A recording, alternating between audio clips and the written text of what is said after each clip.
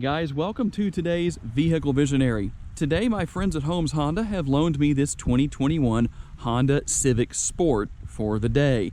And while there are no significant changes to report for the Civic itself as far as styling, interior, exterior, anything like that for the 2021 model year, the changes that are significant come to the available lineup. And as I list the trim levels and their base prices on the screen, you will no longer find the Coupe available or the SI. This particular model, of course, comes with an exterior color of lunar silver. The black trim really setting that off. Of course, you have the 18-inch alloy wheels. And tell me in the comments, guys, I was just talking to one of the managers at the dealership. What style of wheels do you prefer on your Honda vehicles? Some like what we have here, some like some of the older styles. And we'll take a quick look at the interior, which is black. Very comfortable interior, and we'll talk more about that as we get into the vehicle in just a little while. But one of the things that this Civic has working for it tremendously is the fact that there is a very nice balance in the way this car is built and designed between really good performance as far as handling goes and a comfortable ride quality. A lot of the time, when you have a vehicle that handles really well, as this Civic does, you tend to sacrifice ride quality. Not the case here. First, we'll take a quick look at the headlights, and this being the sport trim level, I like the overall lines of the vehicle, of course, with the black trim here across the grille, or black color across the grille on this finish. You definitely have what I would consider a very sporty look. And of course, as you can see on the lower portion of the bumper there, this model does come with fog lights. And of course, as we step back just a little bit to take a better look at everything, there are a multitude of safety features available on this model. I will list some of those on the screen. I don't want to give you too much information in that graphic.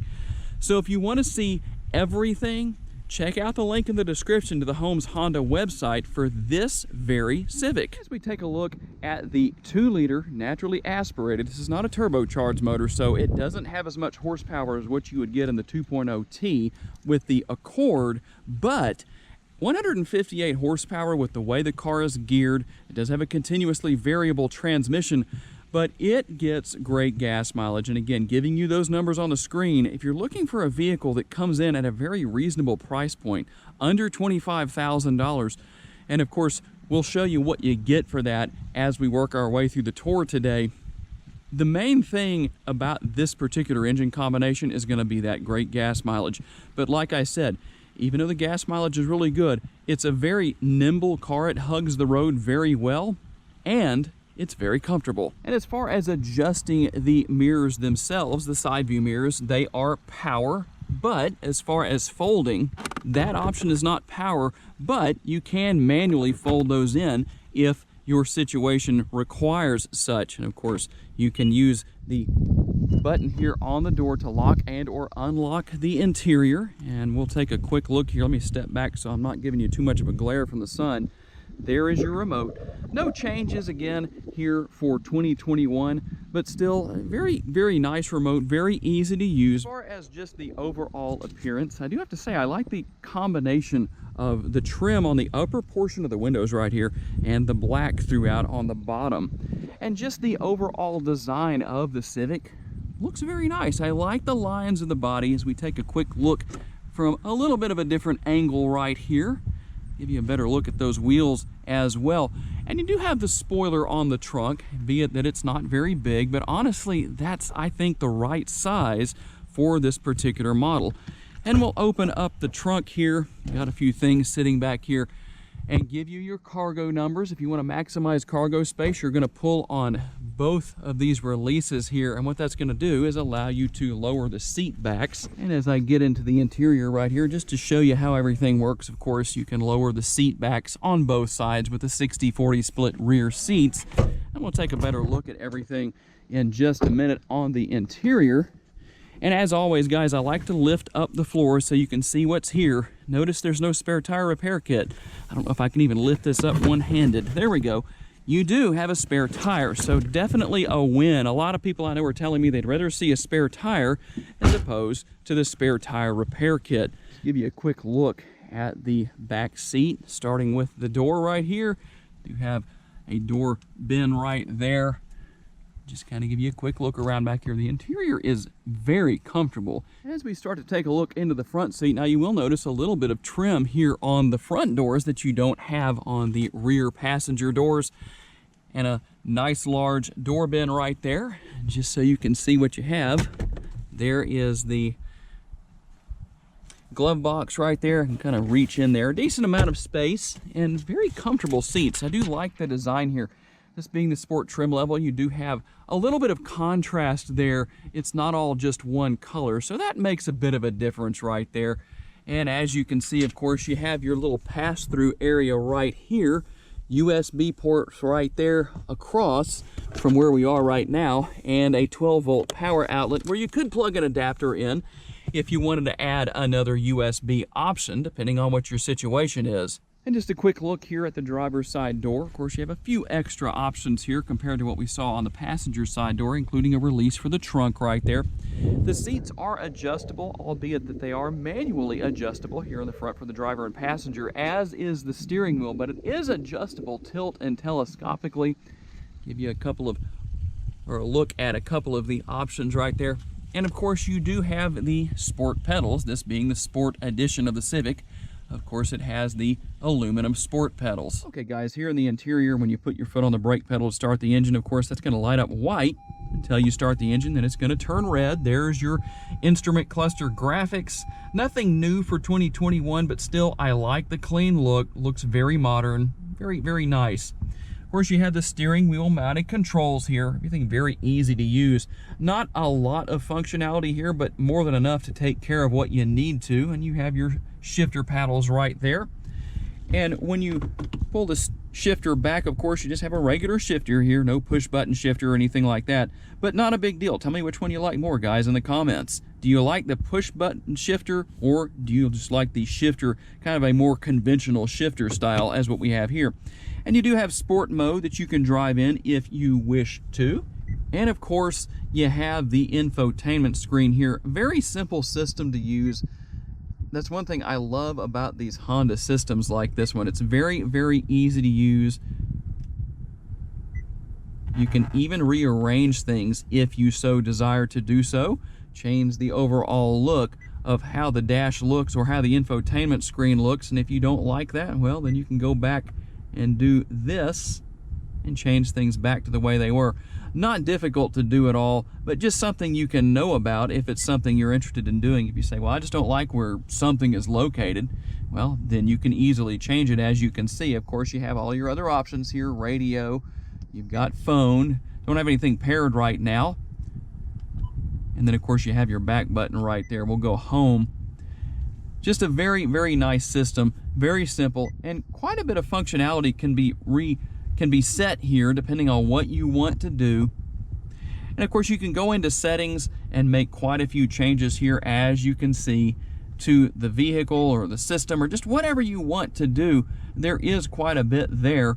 And if in some situations, depending on where you live, if the temperature fluctuates a lot and it gets really cold and you notice that you get a TPMS sensor warning on your dashboard telling you that your tires are low on air pressure and you adjust those, well, then you can calibrate that right here. That's how you do that. All you do is hit calibrate. It's very simple to do. We're going to do calibration to start. You don't have to do anything right now. Just let it run through the process, and then we're going to hit default. There we go. Restore default. Hit yes. And you are set. Just a little tip there on one of the settings and the features you can change depending on what you want to do with your Honda Civic. And of course, you do have a couple of different features down here. Brake hold mode if you're in heavy traffic and you don't want to continuously have to put the transmission in and out of gear and back into park. Brake hold mode just means you come to a complete stop and the brakes will hold until you push the gas or brake pedal again. Electronic parking brake and econ mode if you wish to use that. And here are the cup holders and the console. And just a real quick look at what you have inside the console there. One thing I like here is that you can adjust the top of the console, depending on what your situation is, but you can also move the cup holders back.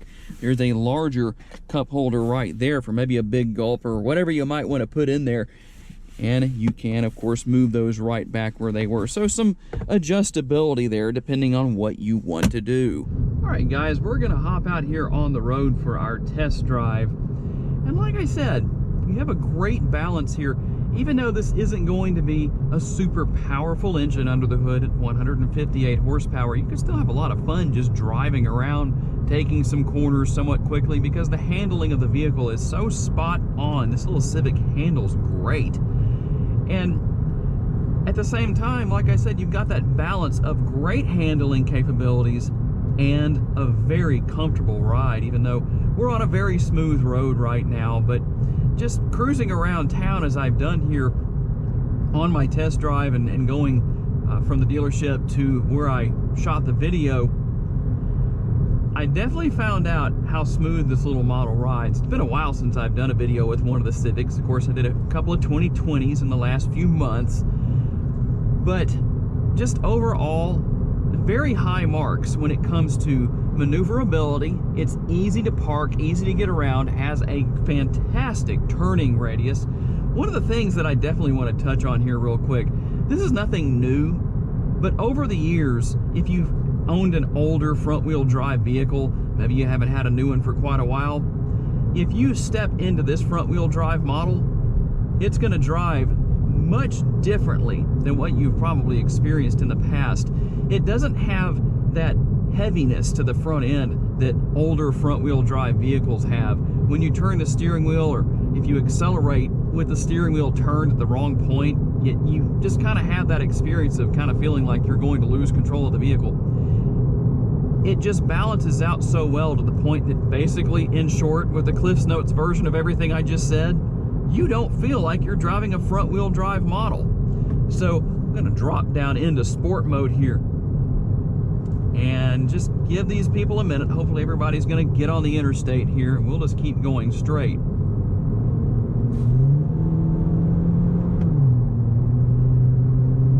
In sport mode, I can't really say I can tell a huge difference, but hey, it's there if you want to use it. Figured I'd just give that a shot.